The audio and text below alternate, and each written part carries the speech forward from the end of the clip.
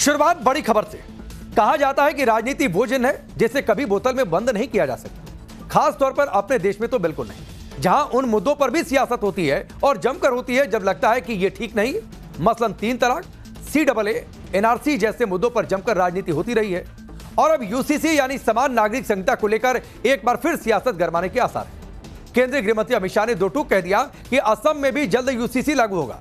एक शख्स की 4 बीवियों वाला चलन खत्म हो जाएगा। हफ्ते भर पहले ही गुजरात में UCC बिल पास हुआ। उत्तराखंड के बाद गुजरात UCC लागू करने वाला दूसरा राज्य बन चुका है। सवाल है कि क्या बाकी राज्यों में भी ऐसा हो सकता है? देश में UCC की चर्चा अचानक क्यों तेज होने लगी है? जवाब जानने के लिए यह सुपर एक्सक्लूसिव रिपोर्ट आप देखिए।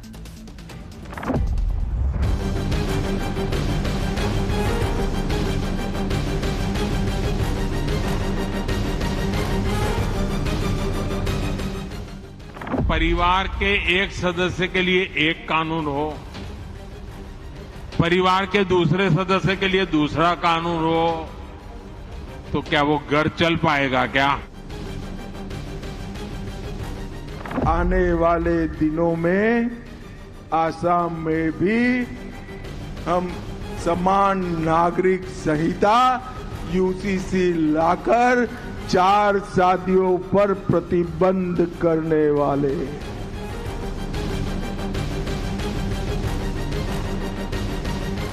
शादी ब्याह का हो या संपत्ति और विरासत का मामला, ये सब पे एक समान रूप से लागू होना चाहिए। ये समान नागरिक संहिता आज देश के लिए जरूरी हो गई है।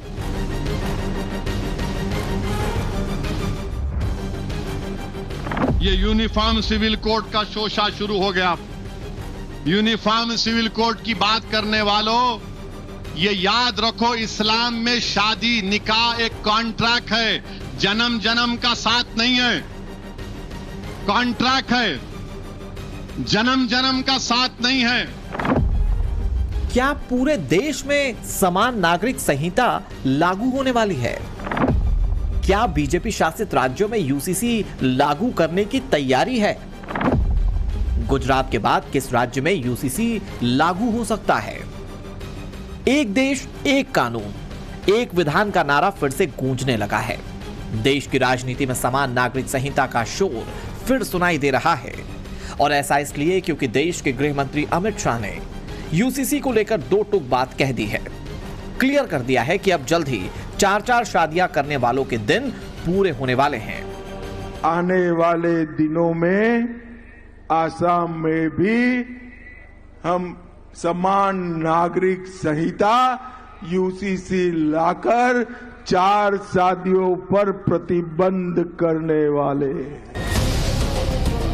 एक दिन पहले गृह मंत्री अमित शाह असम में थे, नलबाड़ी में रैली की और उसी रैली में साफ कह दिया कि देश में UCC लागू होकर ही रहेगा और ऐसा हो भी रहा है। देश के 3 राज्यों में UCC लागू हो चुका है। 27 जनवरी 2025 को उत्तराखंड UCC लागू करने वाला पहला राज्य बना। गोवा में पहले से ही सामान्य सिविल कोड चल रहा है और गुजरात विधानसभा ने 25 मार्च 2026 को गुजरात समान नागरिक संहिता विधेयक 2026 पारित कर दिया। यानी मोटे तौर पर देखें तो उत्तराखंड के बाद गुजरात UCC लागू करने वाला दूसरा राज्य बन गया है। देश के कई राज्यों में भी UCC लागू करने की तैयारी है। राजस्थान, मध्य प्रदेश और असम की सरकारें UCC के ड्राफ्ट पर काम कर रही हैं। घर से शादी होता है, 1 साल बाद वो बेबी दूसरा बार शादी करता है, तीसरा बार शादी करता है, 100 बार शादी करता है। ये क्या सिस्टम हो गया? एक मेल, एक पुरुष क्यों 4 बार शादी करेगा? ऐसा तो रूल ये तो दुनिया में नहीं होना चाहिए। इसीलिए हमें यूनिफॉर्म सिविल कोड भी लाना है। ये यूनिफॉर्म सिविल कोड का शोषा शुरू हो गया। यूनिफॉर्म सिविल कोड की बात करने वालों, ये याद रखो, इस्लाम में शादी निकाह एक कॉन्ट्रैक्ट है, जन्म जन्म का साथ नहीं है। कॉन्ट्रैक्ट है, जन्म जन्म का साथ नहीं है। UCC का जब भी जिक्र आता है, असदुद्दीन ओवैसी इसी तरह से बिलबिला उठते हैं। और वैसी ही नहीं, मुसलमानों की रहनुमाई का दावा करने वाले भी यूसीसी पर सवाल उठाने में देर नहीं करते। ज्यादातर मुस्लिम धर्मगुरु यूसीसी को मजहबी मामलों में दखल बताते हैं, लेकिन क्या वाकई ऐसा है, यह समझना जरूरी है। समान नागरिक संहिता का मतलब देश के सभी नागरिकों के लिए एक कानून, विवाह, तलाक और उत्तराधिकार के लिए धर्म की बजाय एक समान कानून लागू, लिव इन रिलेशनशिप का रजिस्ट्रेशन जरूरी, बहुविवाह पर पूरी तरह से पाबंदी और महिलाओं को पैतृक संपत्ति में समान अधिकार मिलना। यानी मसला बहुत सिंपल है, जिसमें देश के सभी नागरिक बराबर हैं। उत्तराखंड और गुजरात में लागू यूसीसी में क्या नियम है, अब ये समझते हैं। दोनों ही राज्यों में बहुविवाह पर रोक है, शादी विवाह का रजिस्ट्रेशन जरूरी है, तलाक के लिए कोर्ट की डिक्री जरूरी, यानी हलाला इद्दत पर रोक, और महिलाओं को समान उत्तराधिकार सुनिश्चित किए गए हैं। दोनों ही राज्यों में लिव इन रिलेशनशिप का रजिस्ट्रेशन अनिवार्य है। दोनों ही कानूनों में महिलाओं को संपत्ति में पुरुषों के बराबर हक देने का प्रावधान है। गुजरात के कानून में धोखाधड़ी से शादी करने पर 7 साल तक की जेल का प्रावधान है। ये कानून सभी धर्म, पंथ और जाति पर लागू होंगे। किसी से कोई भेदभाव नहीं होगा, लेकिन सियासत कहां मानती है, जरा खुद सुनिए। आप यूनिफॉर्म सिविल कोड के नाम पर हिंदू लॉ मुसलमानों पर मुसल्लत नहीं कर सकते। खास बात यह है कि यूसीसी लागू करने वाले दोनों राज्यों में बीजेपी की सरकार है, और जल्दी बीजेपी शासित सभी राज्यों में भी ऐसा ही हो सकता है। टाइम्स नाउ नवभारत के मंच पर गृह मंत्री अमित शाह ने क्या कहा, वो सुनना जरूरी है। आपके तीसरा राज्य अब बीजेपी का है गुजरात, जहां पर यूनिफॉर्म सिविल कोड का बिल पास हुआ है। अगला स्टेप क्या है और कितने व्यापक तौर से?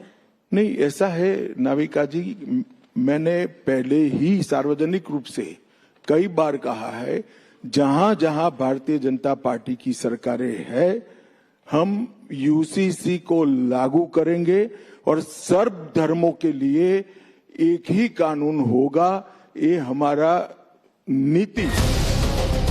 गृह मंत्री अमित शाह दो टूक कह चुके हैं कि भले ही यूसीसी के नाम पर कुछ लोग राजनीति चमकाते रहें, उकसाते रहें, लेकिन सरकार इस मामले में संकल्पबद्ध है।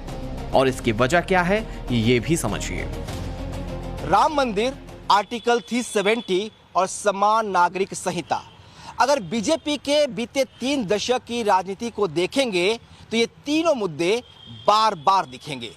कश्मीर से 370 हटाया जा चुका है। अयोध्या में राम मंदिर अपनी भव्यता के साथ विराजमान है, और अब सिर्फ यूसीसी यानी समान नागरिक संहिता ही है जिसे लागू करने के लिए बीजेपी कदम बढ़ा चुकी है। बीजेपी ने 1996 से यूसीसी को अपने घोषणा पत्र में प्रमुखता से शामिल किया, और इसीलिए क्योंकि आजादी के बाद अलग अलग समुदाय के लोगों के लिए कई तरह के पर्सनल लॉ की व्यवस्था की गई। मसलन हिंदुओं के लिए 4 अलग अलग कानून हैं। Hindu marriage act 1955, Hindu succession act 1956, Hindu adoption and maintenance act 1956, Hindu minority and guardianship act 1956। ये चारों कानून हिंदू समुदाय के साथ साथ बुद्ध, जैन, सिख पर भी लागू होते हैं। इसी तरह मुस्लिम समुदाय के लोगों के लिए मुस्लिम पर्सनल लॉ शरीयत एक्ट 1937 है, जिसे बोलचाल में मुस्लिम पर्सनल लॉ कहा जाता है। ईसाई समुदाय के लिए Indian Christian marriage act 1872, Indian divorce act है।